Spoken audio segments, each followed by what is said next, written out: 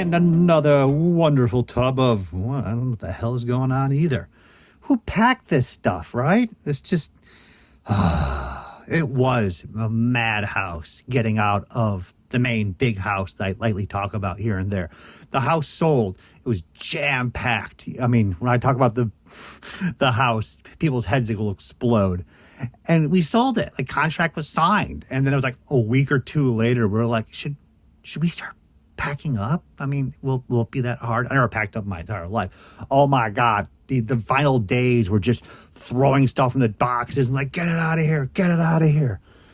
Oh, nightmares that I don't actually want to go back to. It's great stories for everybody else. Let's hit the toy line that people are the most excited about. Robert from Dice, $1.48. So Dice is an animated series from Bandai that just didn't take off. And I liked it because it involved a lot of dinosaur toys and nice painted action figures.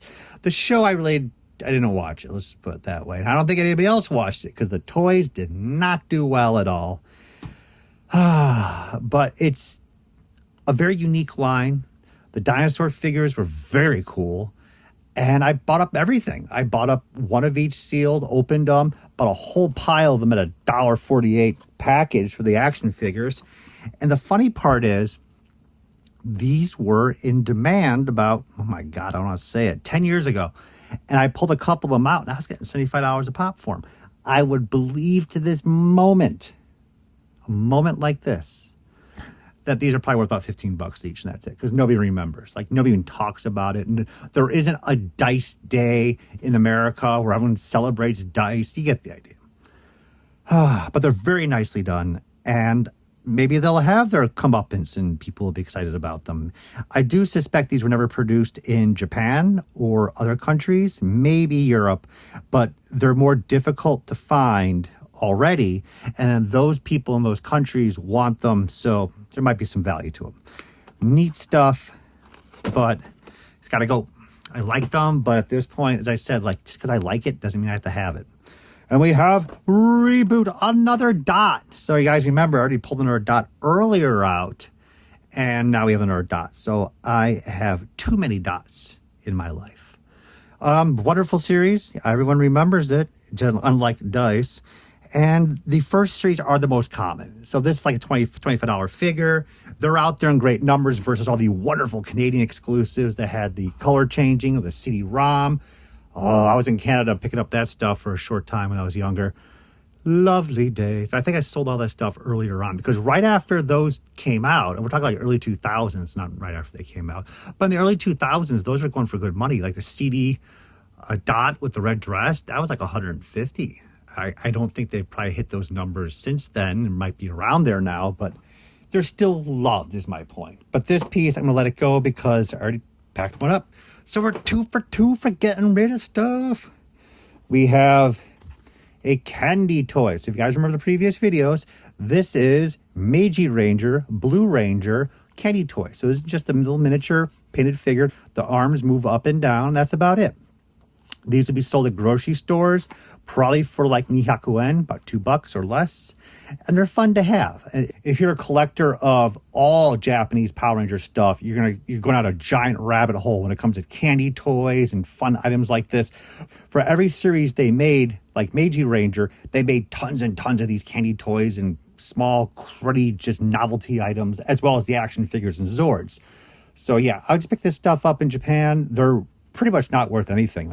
I'd probably guess it's worth about $10 tops. That's about it. But it's a keeper. It's fun for now. We're going to get them all compiled because we're going to hit some tubs that will just be 100 items this big in one tub. And that'll be like a 2-hour video. I know, exactly. Cool piece. We have Duel Masters. So as I always tell everybody, including like my parents, people on the street, the homeless guy on the bus, like always buy the morphers. And this is the morpher decks, Pokédex, for Duel Masters. Now, obviously, everyone here is a big fan of Duel Masters because it really was a great cartoon. It was a self-aware animated series. So everyone knew that they were in an animated series, which I'm not sure if it originally was written that way or unless they just dubbed it that way. But I remember one sequence where the main character here was battling someone, and the lesser cast, the girl, the guy with the glasses, they're debating about if he loses, we're all out of a job, and they'll have to get real jobs to this TV show job, and they're trying to figure out who's going to get a job faster. It was actually funny. Unfortunately, it did not take off. The toys were beautifully sculpted. They were great creature monsters, as you guys can see in these images right here.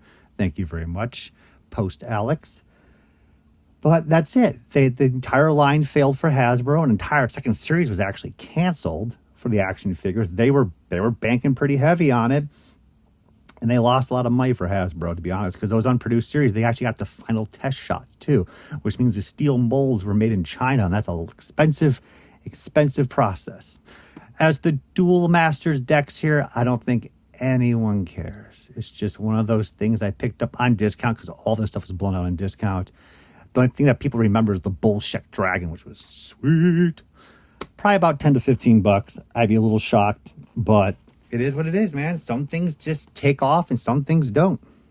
Speaking of things that take off, we have Pulse and Armadillo. Oh my God, this is right to the Pokemon. I don't have any knowledge of them. You just look at them and you're like, I don't know what's going on anymore. So Armaldo kind of looks familiar. I've seen it before. Obviously, Pulse I've seen. So these are Jacks from Hasbro. Oops. These are Hasbro. And I picked these things up. As I said, I like my Pokemon, but I wasn't like actively collecting. Just, oh, that's neat. I'll pick it up. When I got to this series, this is the tail end for me. These random guys here, I'm like, I don't know what's going on. Value-wise, Pokemon toys are picking up the vintage stuff. People are still obsessed with the trading card game, which is being massively overproduced, in my opinion. That's in our 2-hour video. But the figures are slowly crawling up, and pieces like this should be more harder to get from the tail end of the series before Jax took over.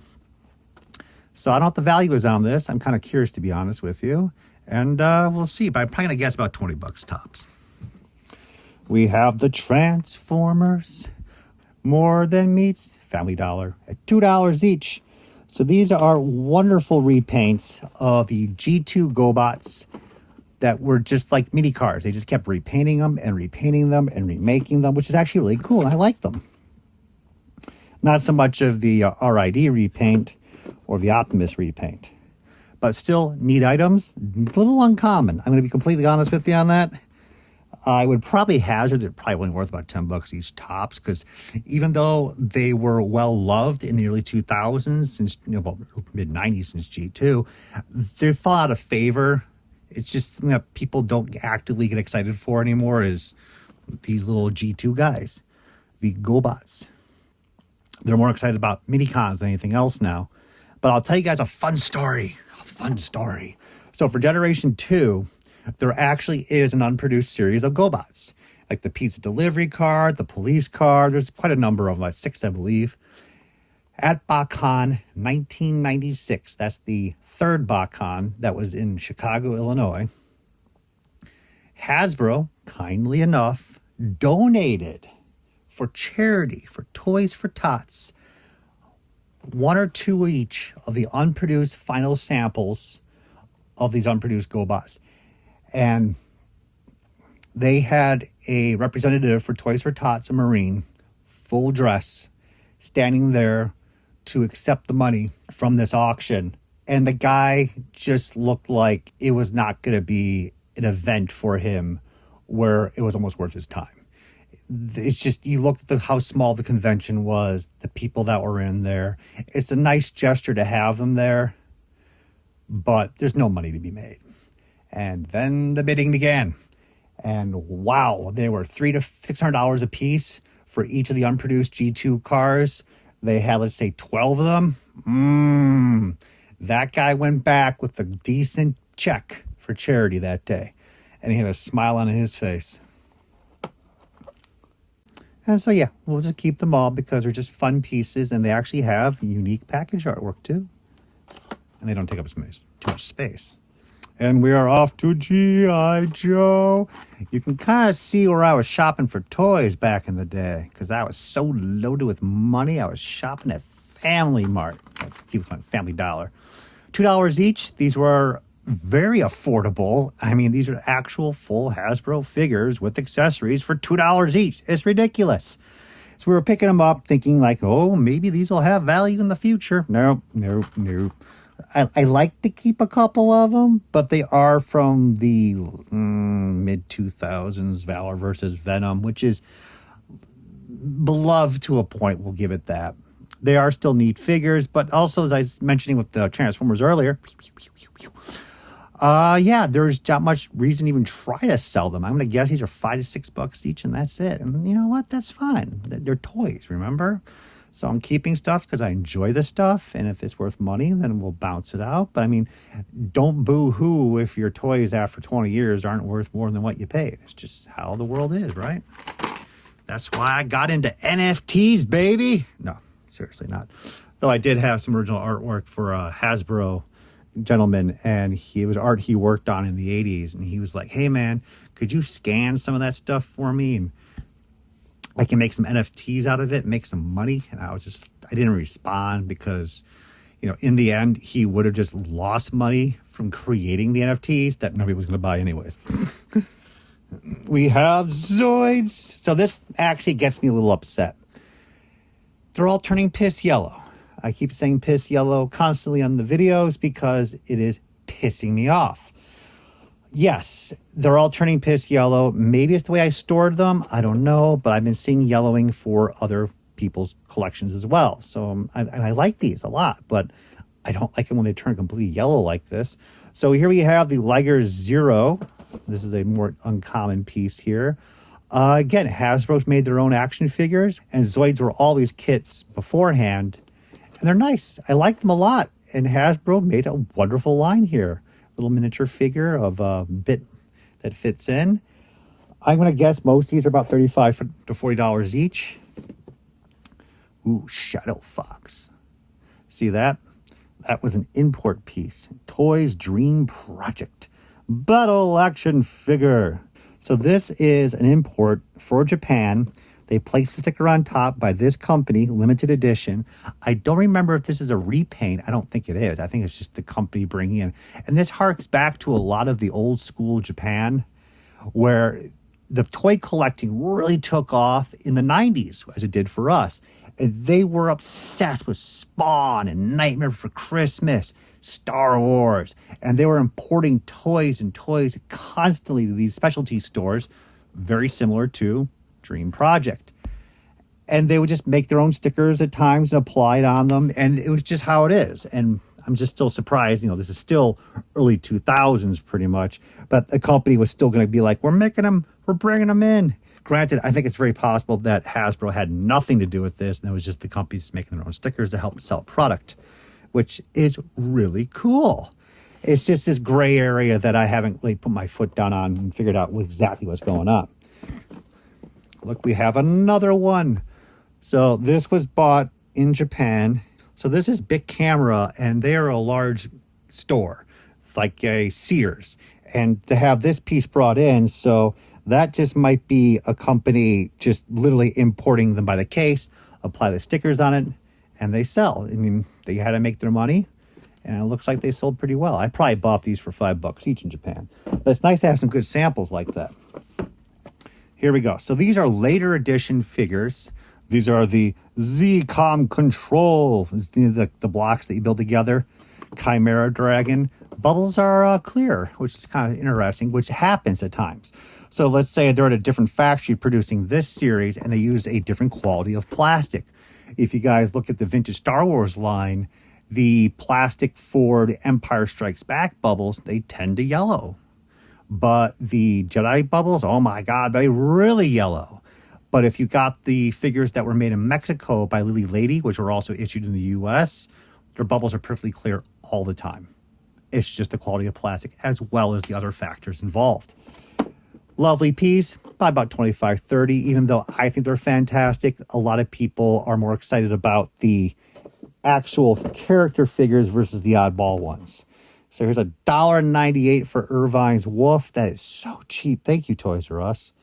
And again, it's turning yellow, dinged, and hopefully we'll find some more of these that are in clearer bubbles. But I'm going to keep all the Zoids because I'm crazy. Danger. Danger, Will Robinson. Oh my God. It's like a guilty pleasure. I really like the Lost in Space movie. Now, the ending was, meh. They could have gone so many different directions. But like the beginning to where the movie, they meet the alien spaceship and they board it and the spiders, all that was great. And if you guys didn't know, the sequel actually had some of it fleshed out. It was crazy stuff. Like Penny becomes part chameleon because she gets part of the DNA transferred from Blarp. And it was just weird stuff. Like, I don't think it would have been super successful, but the movie did not do well, as you guys know. It was kind of a meh, meh, meh. But yeah, it was a fun toy line. I have some of the pre-production pieces. I have not, well, I actually do have everyone carded. I don't know if I need like everyone. So the rocket launcher robot, which actually is kind of funky in its own way, I'll keep him. He's, he fits my figures. The original robot, oh, this is not the original. This is the battle ravaged version. I remember there's 2 robots in the movie, guys, right? I don't know, man. I'm going to look them up. I'd prefer to have them loose, but these are not going to be worth that much. If I just get rid of the battle ravaged one, it'll probably be about $15 and that's it. But guilty pleasure movies that nobody even talks about anymore. Man, those are the good old days. We were all excited for those things. Speaking of things we're excited for, we've got Digimon, Digital Monsters, Digimon, Gargolbon. Yeah. Bandai 3-inch figures. These are the little actions, the lever on the back, and they do little simple features. Season 3, yeah, these the market's gone up and the market's definitely gone down because everybody wants the Digi-evolving transforming action figures, and these some of the times go pretty well as well. But with all the new toys being made and all the higher quality, more detailed figures, some of the vintage stuff actually has dropped in price. I listed a Wergarumon. God, it took so long to learn all those names. Oh my God. And Loose Complete used to be about $45, and now they sell for $30. So it's just how things are. Carded, though, I told myself a while back that I was going to find the Digimon carded, and I let them go. I'm okay with the loose collection. As we mentioned before, there's no specific artwork for them. A trading card you're not going to get, but there's nothing unique. It's just the figure being displayed, which is, it's nice display. Keep 1 or 2 samples, but nothing screaming here, oh my God. And on average, they're going to run about $30 each, depending on the character, of course, for the 3-inch posable figures. So we're going to bounce a number of these out. It's been kind of expected and waiting. We have Rapidmon. Pretty neat. And again, I already have all these guys loose, so I'm not going to go cry in a corner like I always do every night. Wargrowlmon. Who the hell was that voice guy that did all those announcements for the Digimon as they digivolved? I remember going to the flea market in Chicago. Oh, this is like, many moons ago. And I liked Digimon, but again, didn't have much money. So the guy had sealed Digivolving, the 5-inch ones, as well as like the larger KB style with the little curvature bubbles. And they were $8 each at the guy's booth. And I was like, I'll get a couple. Regrets. We have Batgirl from Family Dollar. So I think this was a special repaint that they finally also issued in a 4-pack. After a while, they were just pumping out repaints that I couldn't keep track mentally of everything. And then after a while, you're like, do I even need to remember any of that stuff? A couple bucks probably for that. Impmon was always cool. Got a nice collection of Digimon here, to be honest with you. It's kind of a shame, but it is what it is, man, right? Does it really make an impact in my life that I have them all? No, and again, I have them all loose. We're going to be good. Growlmon. To be honest with you, as I go through these, I'm like, man, maybe I shouldn't get rid of these. And of course, Talmon, which actually is worth like $20 because this one was a shelf peg warmer. I remember that. I actually went to a collectible meet and greet not too long ago, and I got like 5 of them for $3 each. Picked them all up. And we'll wrap up the video with, these were so neat when you were young. The little styrene planes. You put the little propeller on the front. Oh, hell yeah. I mean, these have no value. This is just happy memories. I always thought it was cool that they did all the military planes. And at the very end, they're going to do a Piper. Just keep it basic. Make that one kid who doesn't want the military planes, make them happy. So that was a neat box. But yeah, the Digimon's got to go. I got to make these decisions. And again, if I want this stuff, I can always get it back, right?